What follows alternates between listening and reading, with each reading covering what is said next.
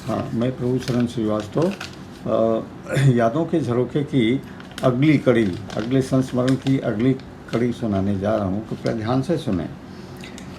जब मैं छोटा था तो उस समय कक्षा छठी का विद्यार्थी रहा हूँगा। मेरे साथ मेरी कमलेश दीदी थी। उनको हारमोनियम सिखाने के लिए एक संगीत के शिक्षक आते थे, जिनका किसी रेल एक्सीडेंट में एक पैर टूट गया था, पैर कटा हुआ था। तब वो बैसाखी लेकर और घोड़े में चढ़कर आते थे और घोड़ा जो है दरवाजे पर वहाँ खड़ा करते थे और चबूतरे पर एक पैर टिकाकर वहाँ से उतरते थे। तत्पश्चात घोड़े को वहाँ बांध देते थे। तो हम लोग उनको घोड़े वाले मार साहब कहा करते थे। तो फिर हमारे हॉल में वहाँ पर चूँकि इको वॉइस होती थी, वहाँ बहुत अच्छा जो है गाना और ये आता था।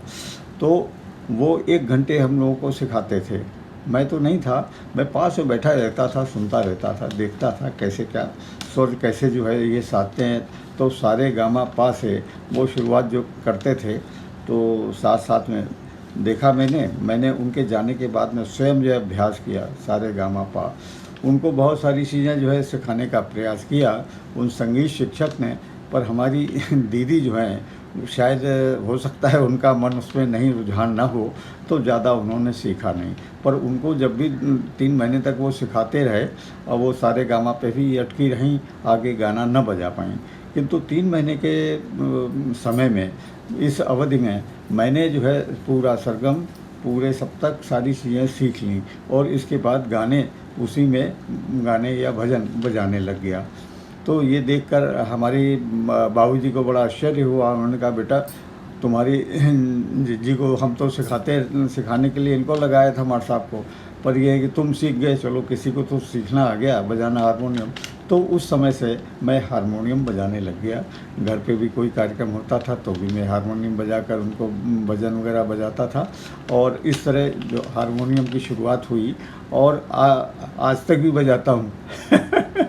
तो ये एक अच्छी शुरुआत थी जो वहाँ से चली। फिर यहाँ पर आई, क्या कहते हैं, विद्यालय में, हायर सेकेंडरी, इंटर कॉलेज में वहाँ पर भी लगातार बनी रही।